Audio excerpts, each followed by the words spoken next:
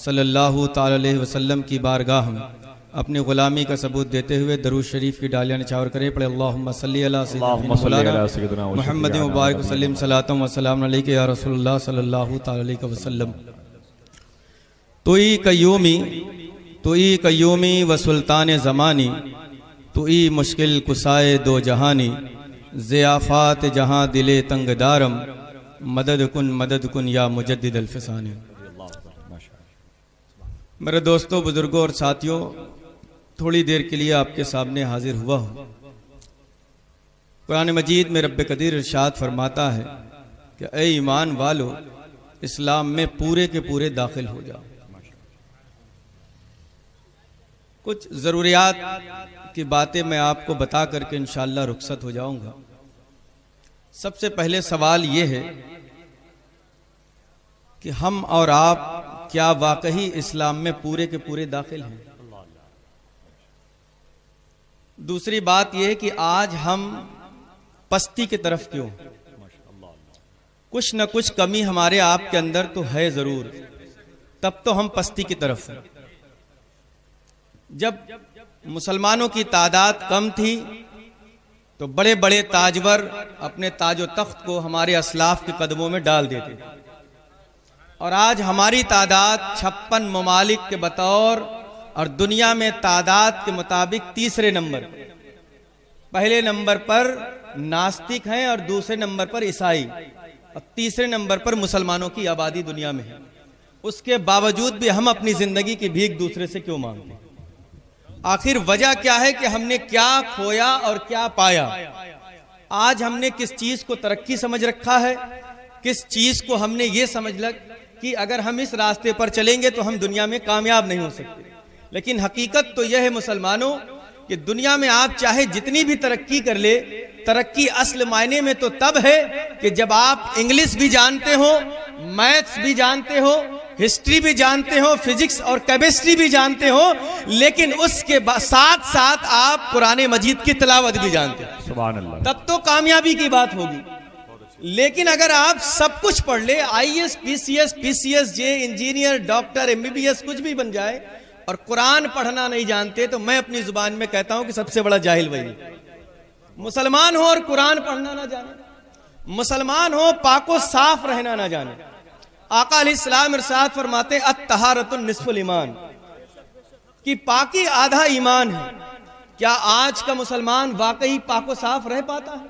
وہ یہی سوچتا ہے کہ ہم تو ساور میں چلے گئے، ہم گئے غسل خانے میں بالٹی پانی ڈال لیا، ہم نے نہا لیا، لباس اچھا پہن لیا، آپ نے خوشبو لگایا. اب تو خوشبو کے نام پر آپ جو سینٹ کا استعمال کرتے ہیں وہ بھی آپ کے لائق نہیں ہے، لیکن آپ خوشبو سمجھ کے لگاتے ہیں. وہ یوں کہ پہلے کا مسلمان نفس کو اپنا غلام بنا لیتا تھا، آج کا مسلمان نفس کا غلام ہوگا. تو جنہوں نے نفس کو غلام بنایا تھا وہ شریعت پر عمل کرتے تھے، اور جو نفس کے غلام ہیں وہ طبیعت پر عمل کرتے ہیں. آج ہم اور آپ زیادہ تر اپنی طبیعت پر عمل کرنے والے، اور طبیعت پر عمل کرنے والا کبھی کامیابی کی منزلیں طے نہیں کر سکتا. بظاہر دکھتا تو ہے کہ اس کے پاس مکانیں ہیں، گاڑی ہے، 4 ویلر ہے، ہر ایک چیز ہے، لیکن حقیقت میں وہ کامیابی کی منزل طے نہیں کرتا. اب مسلمانوں ذرا سوچو کہ جس چیز کے لیے آدھا ایمان قرار دیا گیا ہو، جس انسان کا جسم پاک نہ ہو، کیا اس کا وضو ہو سکتا ہے؟ اور جب وضو ہی نہ ہوا تو کیا اس کی نمازیں رب کی بارگاہ میں قابل قبول ہوگی؟ ہم نے اپنے شہزادوں کو صبح اٹھایا تو اس لیے، اسکول کا دروازہ دکھایا اس لیے کہ یہ انگلش کی چند عبارتیں سیکھ جائے گا، انگلش میڈیم سے پڑھ کر کے آئے گا، HS اور ہائر سیکنڈری کی ڈگری لینے کے بعد BA اور MA کر لے گا تو ہم اچھی نوکری اسے دلا دیں گے اور اس کا جو ہے گھر بس جائے گی، اچھی زندگی شروع کرے گا. لیکن کیا آج کے ماں باپ اپنے بچوں کو صبح اس لیے جگاتے ہیں کہ انہیں فجر کی نماز پڑھا دی جائے؟ نہیں. کیا آپ نے اپنے بچوں کو اس طرح کوئی ٹیوٹر لگایا جس طرح آپ اسکول کے سبجیکٹ کو تیز کرانے کے لیے، مضبوط کرنے کے لیے ٹیوٹر لگا کے 1500 روپے خرچ کرتے ہیں؟ تو کیا آپ نے دین سکھانے کے لیے گھر میں کوئی ٹیوٹر کا استعمال کیا؟ نہیں، کیونکہ آپ اپنے طبیعت کے مالک ہیں. اب آپ آئیے پہلے اس طہارت کے بارے میں سمجھا جائے جس پر سارے محل کو کھڑا کیا گیا، جہاں ہماری زندگی کی سب سے پہلی سیڑھی رکھی جاتی ہے. یعنی کسی مکان کا بنیاد اگر کمزور ہو تو وہ مکان زیادہ دن تک چل نہیں سکتا ہے. تو ذرا سوچو مسلمانوں کہ جب ہم پر غسل واجب ہوتا ہے تو کیا غسل واجب ہم اس وقت فوراً کر لیتے ہیں, یا صبح اذان ہونے سے پہلے کرتے ہیں, یا نماز کھڑی ہونے سے پہلے کر کے ہم جا کر کے جماعت میں شامل ہو جاتے ہیں؟ نہیں مسلمانوں, ہمارا راستہ بالکل اس کے برعکس ہوتا ہے. ہم صبح کا سورج بھی دیکھتے ہیں, ہم پر غسل واجب ہوتا ہے. لیکن حضرت علامہ جلال الدین سیوطی علیہ الرحمت و نور ارشاد فرماتے ہیں کہ جن پر غسل واجب ہو, اگر سردی زیادہ پڑ رہی ہو اس وقت غسل نہیں کر سکتا, یا طبیعت زیادہ علیل ہو اس وقت غسل نہیں کر سکتا ہے, یا پانی موجود نہ ہو اس وقت غسل نہیں کر سکتا, تو وہ پہلے چھوٹی پاکی اختیار کرے. کیا آپ چھوٹی پاکی جانتے ہیں؟ آپ نہیں جانتے. آپ کیا جانتے ہیں؟ آپ وہی جانتے ہیں کہ میچ کن کن ملکوں سے کب ہوگا, ٹی وی پر اس کا پرسارن لائیو ٹیلی کاسٹ کب ہوگا, آپ یہ جانتے ہیں. آپ اذان کی صدائیں سن کر مسجد نہیں جا سکتے, لیکن ٹی وی یا دوست یا اخبار کے ذریعے پتا چل جائے کہ کب میچ ٹی وی پر آنا ہے تو آپ سارے کاموں کو چھوڑ کر کے ٹی وی کے سامنے بیٹھ جاتے ہیں. یہ ہے آپ کی اپنی طبیعت. حضرت علامہ حجر عسقلانی ارشاد فرماتے ہیں کہ جس نے چھوٹی پاکی اختیار نہیں کی, اگرچہ موت اس کے قریب آ گئی تو یاد رکھو کہ ناپاکی کے حالت میں اس کی روح جائے گی, اس لیے وہ چھوٹی پاکی میں جلدی کیا کرے. حضرت علامہ جلال الدین سیوطی ارشاد فرماتے ہیں چھوٹی پاکی کیے بغیر اگر کسی نے ایک بوند پانی بھی گلے کے نیچے اتار لیا تو 40 دن کے رزق میں سے اس کی برکتیں ختم ہو جائیں. اے مسلمانوں, کہاں ہو تم نے لفظ چھوٹی پاکی, جب غسل واجب کا ہی 3 فرض نہیں معلوم ہے تو چھوٹی پاکی تو بڑی دور کی بات. لیکن آپ کیا جانتے ہیں کہ ہم صبح اٹھیں گے, جیسے تیسے نہائیں گے. خاص طور سے ہمارے ہاں جن کپڑوں میں نجاست لگی ہوتی ہے ہم اسی کو پہن کر نہا رہے ہوتے ہیں, اور پھر اس کو اتار کر کے جو تہبند ہوتی ہے ہم اسی سے اپنا بدن پوچھ رہے ہوتے ہیں. اس کی پاکی کا طریقہ تک ہمیں نہیں معلوم کہ اسے نخون سے کھرچا جائے, اسے صاف کیا جائے, اور اس کے بعد نچوڑا جائے 3 مرتبہ کم سے کم, تب جا کر کے وہ کپڑا پاک ہوتا ہے. حضرت علامہ جلال الدین سیوطی علیہ الرحمت و نور ارشاد فرماتے ہیں مرد ہو یا عورت جن پر غسل واجب ہو, نیند سے بیدار ہو جائے یا جب انہیں احساس ہو جائے کہ ہم پر غسل واجب ہو گیا, بستروں سے فوراً الگ ہو جائے اور غسل خانے کے اندر جائیں اور ان لباس کو اتار دے جس لباس پر نجاست لگی ہے, اور پہلے پانی سے جہاں جسم میں نجاست لگی ہو اسے خوب پاک کر لیں اور دوسرا لباس زیب تن کریں, اور اس کے بعد وضو کرے ایسا جیسا کہ نماز کے لیے وہ وضو کرتا. یہی تو چھوٹی پاکی ہے. لیکن کیا آپ نے اس پر کبھی عمل کیا تھا؟ نہیں. آپ دنیا بھر کے مشورے تو کرتے ہیں لیکن دین کو سمجھنے کے لیے آپ نے کوئی مشورہ نہیں کیا.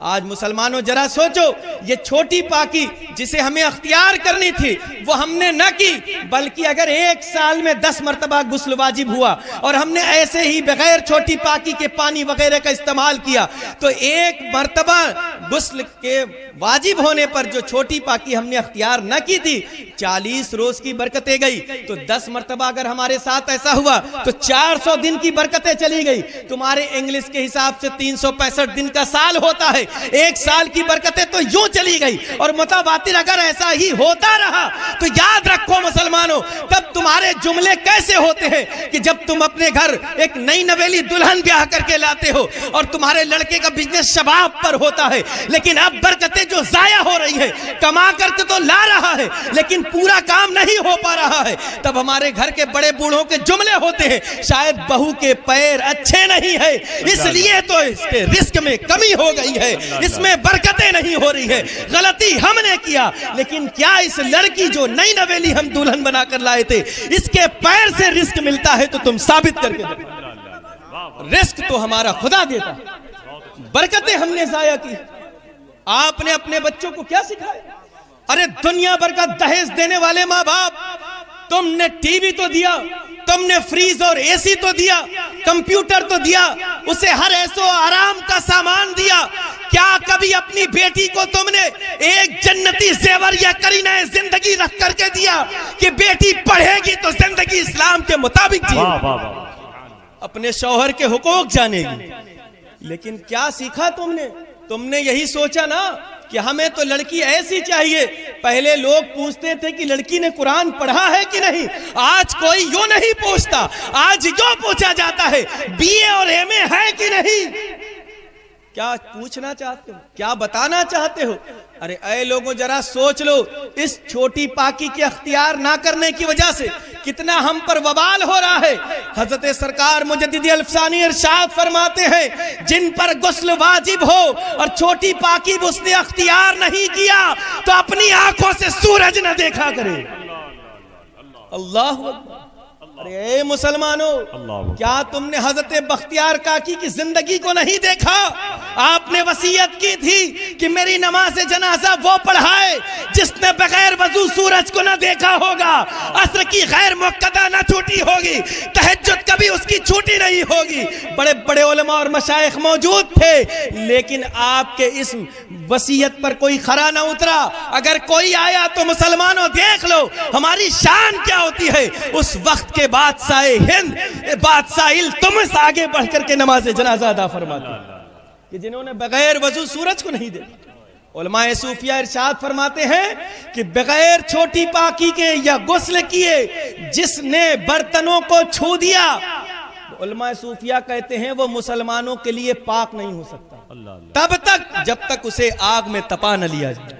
اور دیکھا کہ یہ اہل حنوت کی عورتیں جنہیں نہانے کا طریقہ نہیں معلوم, انہیں سمندر میں ڈال کر 50 مرتبہ بھی نکالو تو انہیں غسل کا طریقہ نہیں معلوم ہے, وہ پاک نہیں ہو سکتی. لیکن مسلمانوں, تمہیں تو تمہارے سچے نبی نے پاکیزہ طریقہ بتایا تھا, تم نے اس طریقوں کو چھوڑ دیا. علماء صوفیہ ارشاد فرماتے ہیں کہ اسی وجہ سے جب ناپاکی کے عالم میں وہ بہو و گھر کی ماں اور بیٹیاں جن پر غسل واجب ہے کچنوں کے اندر داخل ہوتی ہے اور کھانا وغیرہ پکاتی ہے تو اس کی ظلمت اور قدورت اس کھانے پر ہو جاتی ہے, اور جو انسان اسے کھاتا ہے اس کے دل اگر نورانی بھی ہو تو وہ سیاہ ہو جاتی ہے, دیندار سے دنیا دار ہو جاتی ہے. ذرا سوچا تم نے کبھی؟ لیکن نہیں, لیکن وہ اہل حنوت کی عورتیں بغیر نہائے کچنوں میں داخل نہیں ہوتی. اور ہم مسلمان ہیں, ہماری گھر کی عورتیں غسل واجب اور کچنوں میں داخل ہو جائیں. ہم نے کہا مسلمانوں اپنے مزاج کو تبدیل کرو, وہ یاد کرو اس زمانے کو جس زمانے میں مسلمانوں کی بڑی قدر و منزلت ہوا کرتی تھی.